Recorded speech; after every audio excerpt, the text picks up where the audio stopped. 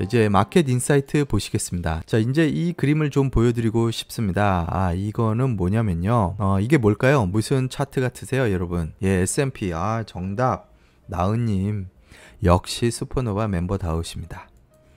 S&P 500에요. 자, S&P 500를 이렇게 보시면은요. 무엇을 보실 수 있나요? 예, 계속 상승하는 라인을 볼 수 있습니다. 그죠? 그런데 문제는 뭐냐면요. 상방으로는 상당히 자유분방하게 움직이지 못하는 닫힌 구조를 가지고 있습니다. 즉 이쪽으로서는 클로즈드 된 상태로 움직이는 것을 볼 수 있어요. 그런데 하방으로는 어떻습니까? 하방으로 움직이는 거 보시면 어떤 저지하는 영역이 없다라는 겁니다. 즉 하방으로 열려 있다라고 말씀드리는 거예요. 이거를 이제 흔히 이제 전문가들이 말할 때 하방이 열려 있네라고 얘기하는 겁니다. 그래서 올라가긴 올라가지만 불안하게 여러분이 느낄 수 있는 거죠. 그죠? 그래서 이게 우리에게 어떤 의미가 있는 것인가? 우리는 아직도 안심할 만한 상황에 있지 않다. 시장의 움직임은 어떤 펀더멘탈이나 어떤 경제가 좋아서 올라가는 게 아니다라는 걸 여러분들에게 다시 상기시키고 싶었습니다. 사실 오늘 장이 좋았기 때문에 기뻐하실 수 있지만 경계하시라는 의미로 이것을 보여드리는 거예요. 자, 그럼 이것의 원인은 뭐냐? 위에는 클로즈 돼 있는데 아래는 하방이 뚫려 있는 이러한 구조는 왜 생겼고 그러면 무엇 때문에 이렇게 되는 것이냐? 그걸 한번 보여드리죠. 자, 이 차트는 뭘까요? 이 차트도 한번 맞춰 보십시오. S&P는 계속해서 위로 올라가려고 하는데 무언가 천장에 있는 듯이 계속 부딪히면서 하방이 열린 구조로 계속 움직인다. 이것을 볼 때 여러분들은 어떻게 전략을 세우셔야 되냐? 이제 그거를 좀 물어보고 싶은 거예요. 어떻게 세우실 겁니까? 그리고 이 그래프는 무슨 그래프일까요? 여기 숫자 보이시죠? 1.56이라고 써 있습니다. 1.56. 뭘까요? 맞습니다. 나은님 역시 슈퍼노바 멤버는 달라. 10년물입니다. 예, 10년물 이자가 지금 여기 나오고 있죠. 예, 신물나는 10년물. 보시면 하방으로 단단하게 바닥이 닫아져 있습니다. 그죠?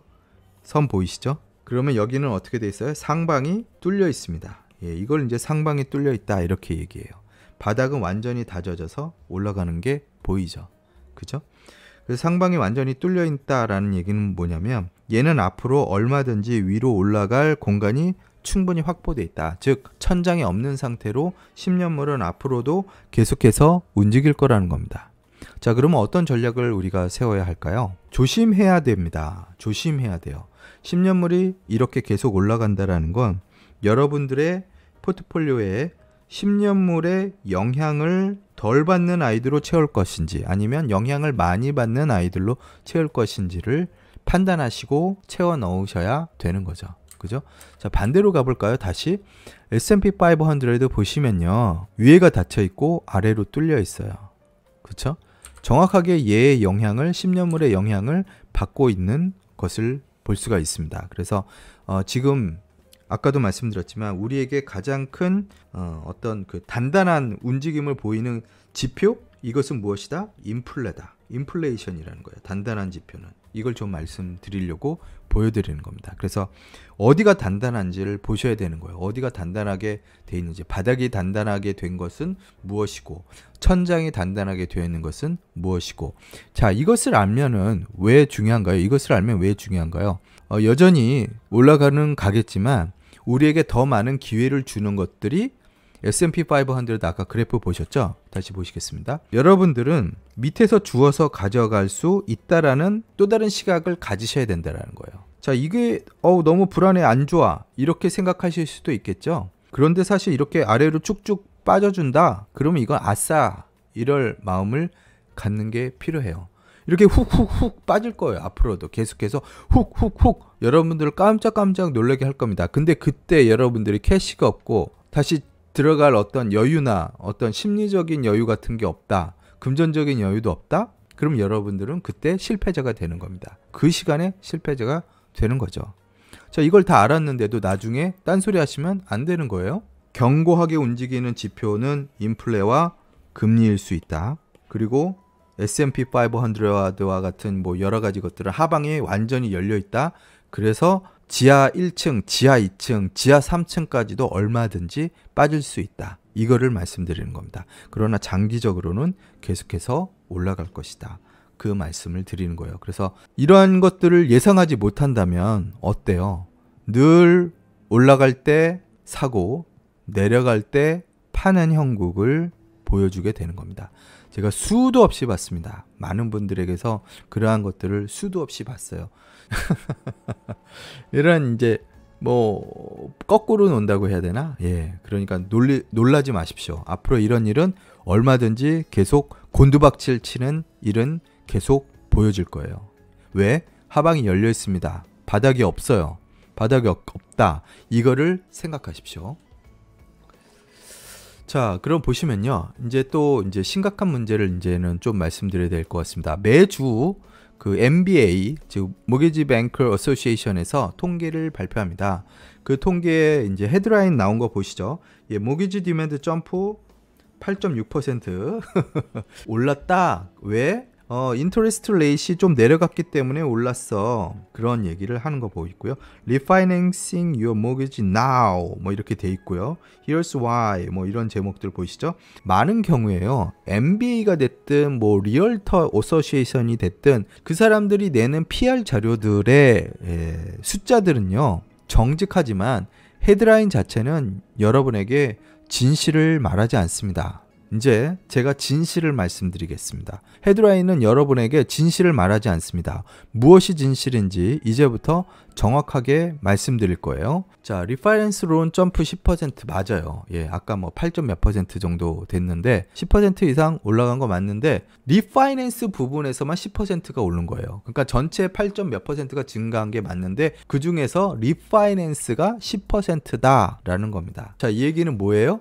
실제 신규 주택을 살 때 하는 론은 그만큼 늘어난 게 아닙니다. 지금 이자가 내려갔기 때문에 리파이낸스 재융자만 10%나 뛴 거예요. 위클리 베이스로 봤을 때. 그런데 잘 보십시오. 이 리파이낸스 론이 이렇게 10% 올랐다. 이거에서 초점을 맞추면 안 돼요. YOY로 봤을 때, 즉 연간 기준으로 봤을 때, 그러니까 작년 4월 달을 봤을 때 23% 하락된 위치에 있습니다. 이게 지금 골 때리는 겁니다. 자, 작년 4월 여러분 기억나시죠? 작년 4월 그때 부동산이 완전히 핫한 때가 아닙니다. 지금 완전히 이제 그때는 작년 4월은 어땠냐면 분위기가 코로나 터졌어. 아이고 이제 사람들 안 다니겠네. 그러면 이제 집도 내놔봤자 소용없고 사람들도 집 보러 다니지 않을 거야. 그래서 막 되게 우울했던 시기예요. 그러다가 5월 후반부터 갑자기 튀어오르는 게 바로 부동산이었습니다. 5월 달부터. 근데 4월에는 안 좋았던 시기인데 그때보다도 더 내려가 있는 상태라는 겁니다. 23%. 이게 진실이라는 거예요. 이게 진실이라는 거예요. 즉 아까 봤던 보십시오. 아까 봤던 헤드라인만 딱 보면 올랐네 8.6% 요것만 보고 끝. 그러나 진실은 뭐다? YOY로 보면 전년도에 비해서 보면 그때도 안 좋았는데 사실 작년 4월이 안 좋았을 때였는데도 불구하고 23%나 빠진 상태라는 거죠. 자, 이 각각들의 무슨 얘기를 이제 드리냐면 어떤 위험성이 있는지 말씀드릴게요. 지금 어떤 위험성이 있는지 그걸 아셔야 되겠죠. 그러면 앞으로 부동산이 무너질 때 여러분들의 주식도 무너질 수 있다라는 신호로 받아들일 수 있는 겁니다. 그래서 지금 어떤 상황인지 보시죠. 먼저 저금리 상황 속에서 그동안 상당히 급하게 처리된 모기지 프로세스가 존재하고 있습니다. 즉 렌더들도 장사하기 바빴고 소비자들도 마찬가지고 금융당국도 마찬가지였어요. 자, 어쨌거나 부동산을 살려야 한다라는 압박감들이 상당히 있었던 사람들이라 모두 다 이 프로세스 자체가 상당히 급하게 처리되었습니다. 근데 이제 나중에 보니까요. 문제점들이 하나 둘씩 계속해서 나오고 있는 겁니다. 예. 왜냐하면 그동안 생각해 보세요. 예전에 그 부동산 위기 왔었을 때 이후로 주택담보대출의 위험성을 알게 됐기 때문에 어떻게 했나요? 사람들이 규제법 이런 걸 만들어서 사람들이 쉽게 못하도록 만들어놨어요. 그죠? 그래서 자격 있는 사람들만 론을 받을 수 있도록 해놨습니다. 그런데 그게 약간 풀린 듯한 모습을 현재 보인 거고요. 그리고 지금 또 문제가 뭐냐면 이자율이 워낙 낮으니까 좋은 기회다라고 많은 사람들이 생각했습니다. 그래서 투자 목적 부동산 구매가 증가했어요. 즉 뭐 2점 몇 프로, 2.8%, 2.5% 막 이러니까 여유가 있는 사람들은 지금 사야겠다. 인컴 프로퍼티를 사야겠네. 세컨 하우스를 사야겠네. 베케이션 하우스를 사야겠네. 라고 한 거죠. 예. 그런 분들이 진짜 많아요. 진짜 많아요. 그런데 살 때 론을 받잖아요. 근데 이 론을 받을 때 론을 이제 좋게 받기 위해서 세컨 홈이나 인컴 프로퍼티를 살 때 인컴 프로퍼티 같은 경우 테넌트가 우리 있어. 이미 있기 때문에 믿을 수 있어. 라고 얘기를 한다는 겁니다. 그런데 실제로 거짓인 경우가 많아요. 예, 이게 한국 분들이 많이 쓰는 수법 중에 하나입니다. 어둠의 방법이죠. 예, 론 이자율을 좋게 받기 위해서, 그리고 론을 쉽게 받기 위해서 인컴 프로퍼티를 구매할 때, 우리 테넌트 있어. 그리고 계약서도 막 갖다 제출하고 막 그래요. 론 회사에. 그럼 뭐 그런 줄 아는 거죠, 사실. 그런데 실제 어때요? 사고 나니까 세를 주려고 하는데 세가 안 나가네. 그러면 정말 뭐 되는 거예요? 세 되는 겁니다. 완전 세 되는 거예요. 자기는 인컴 프로퍼티니까 세를 주려고 샀는데 실제로 이제 테넌트를 구해야 되는데 없는 거라 지금. 왜? 경제가 안 좋으니까 안 들어오는 경우가 생기는 겁니다. 그래서 이런 문제가 지금 있고요. 세 번째는요. 대중의 부동산 구매, 쏠림 현상이죠. 현금 흐름을 잠식한다라는 겁니다. 지금 현재도 많은 사람들이 주식에 있는 돈을 빼서 어디론가 옮기고 있어요. 히스토릭한 이자, 히스토릭한 이자예요. 대단한 역사적인 이자를 놓칠 수가 없기 때문에, 그러니까 주식에서 어떻게 해야 돼요? 돈을 빼가는 겁니다. 계속. 그러면 어떻게 돼요? 주식시장에 악 영향을 끼칠 수밖에 없어요. 지금 이 돈들은 비트코인으로도 가고 있어요. 그죠? 도지코인으로도 가고 있어요. anyway, 가장 크게 돈이 갈 수 있는 곳은 주식과 비트코인이라고 저 자신도 생각을 합니다. 그렇기 때문에 현금 흐름이 안 좋을 수 있죠. 자, 그리고 네 번째는 뭐냐? 어떤 위험성이 있냐? 8월 포어베런스 혜택이 끝나는 시점이 다가오고 있다. 예, 매번 9월달, 12월달, 그리고 이제 8월달까지 포어베런스 혜택을 계속해서 트럼프도 미뤄졌고, 그리고 바이든도 이렇게 미뤄졌습니다. 자, 이게 무슨 얘기인가요? 큰일이 점점 오고 있는 겁니다. 얼마나 많은 사람들이 그러면 이렇게 하고 있는지 아시나요? 엄청난 사람들이 하고 있어요. 보여드릴게요. 예, 이제 어떤 사람들, 전문가들이 이제 얘기하는 걸 한번 보시죠. When home prices are growing faster than income, ultimately that is an unsustainable trend.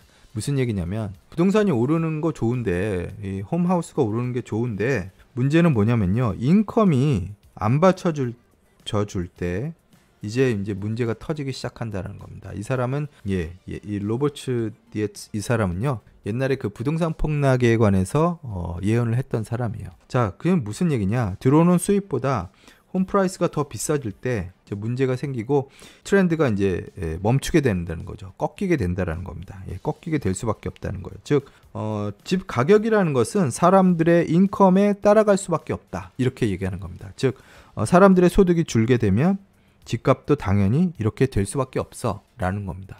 그리고 또 한 가지 보면, as of April, mid-April, around 2.3 million homeowners were still skipping their mortgage payment. 4월 중순이잖아요. 이 4월 중순에 보니까 2.3 million, 200만 명이 넘는 사람들이 모기지 론을 못 내고 있습니다. 이 사람들이 지금 무서운 숫자라는 거죠. 이 2.3 million이라는 사람이 집세를 못 내고 있다. 그러니까 은행에 페이먼을 못 하고 있다. 대출 이자조차 못 내고 있는 상황이라는 겁니다. 자, 이 사람들이 8월 달 이후는 어떻게 돼요? 이게 이제 감소가 됐어요. 그동안 포어베런스가 막 늘어났잖아요.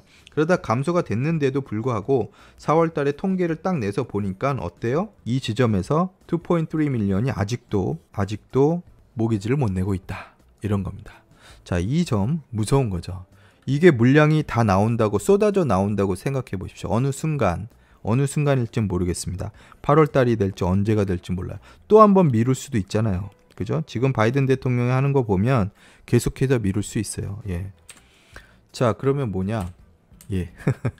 존 트라이시라는 사람이 이제 얘기를 하는 겁니다. 뭐라고 얘기하냐면 forbearance rate은 2배 정도 지난번 위기, 지난번 부동산 위기 때 이 forbearance rate이 2배 정도 지금 훨씬 더 많다라는 거예요. 지난번 부동산 폭락 당시보다 지금 페이먼트 못 내는 사람이 2배가 많아라는 엄청난 얘기를 하고 있는 겁니다. 자, 이렇게 되면 어떻게 될까요? 크게 혼란이 올 수 있습니다. 2007년, 2008년 그때의 버금가는이 아니라 그때의 2배 정도 되는 사람들이 지금 그렇게 못하고 있다는 거죠. 그래서 이게 큰 트리거가 될 수 있습니다. 그래서 주식 투자를 하시는 분이든 부동산 투자를 하시는 분이든 정확하게 현 상황을 파악하시고 미래에 대해서 어느 정도 본인의 예상치를 생각해 두는 게 좋아요. 이 하우징 마켓이 성장하는 것, 올라가는 것처럼 보이는 것, 이것에 대해서 그렇게 기뻐하실 일은 아니다라는 겁니다. 그래서 어쨌거나 계속 올라갈 거예요. 왜냐하면 지금 이자가 상당히 좋기 때문에. 그 말씀 다시 한번 드립니다.